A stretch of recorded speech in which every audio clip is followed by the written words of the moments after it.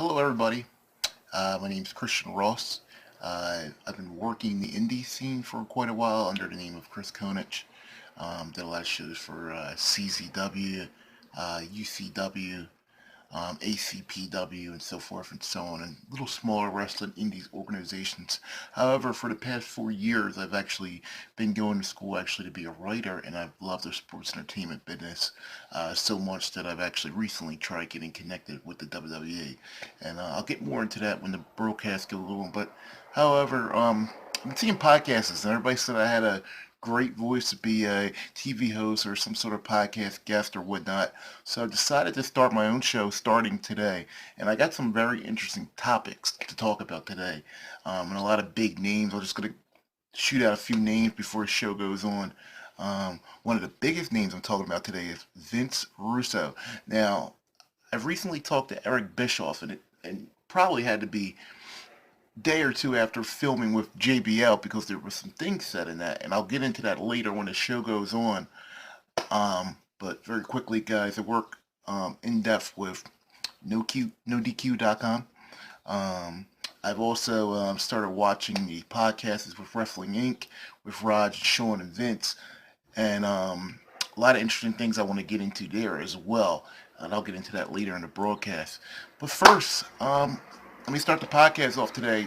One of the biggest things is it's 10 days until WrestleMania. It's 10 days until WrestleMania. And the one thing I want to get into today is the WrestleMania build.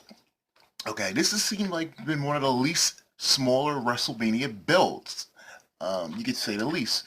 And one of the things, well, the main thing is what happens after WrestleMania, especially the day after, because that's one of your biggest shows, and you got to pull off some big things and predictions. Okay, so I'm going to get into that right now.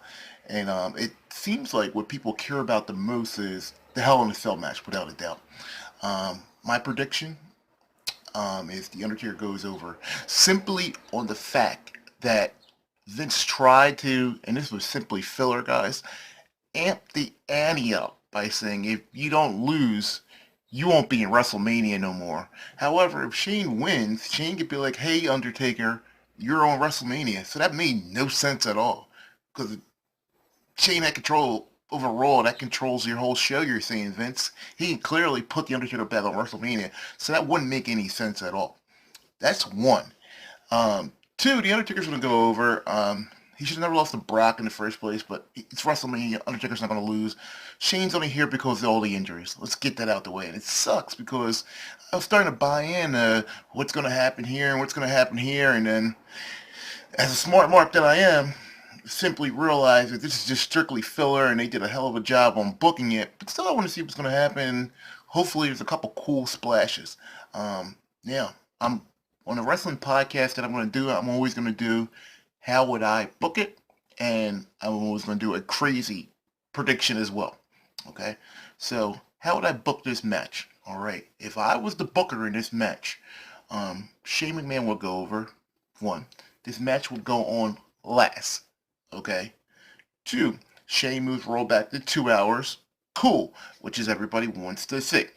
All right, he brings up Ronaldo or one of the great commentators for SmackDown. We just switch things up. All right. How he wins is you have a bunch of run-ins. You have a lot of run-ins in this match. Mainly what everybody wants to see, and this is a big dream match of the century, Sting versus The Undertaker. Have Sting do a run-in. Undertaker kicks out. Have John Cena do a run-in.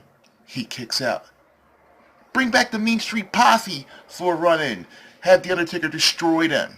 And finally, there's so many run-ins until where Shane McMahon finally gets The Undertaker in some type of crazy finish, where he jumps from the rope, throws The Undertaker off the cage, does something ridiculously and crazy that Shane is versus his own body for something.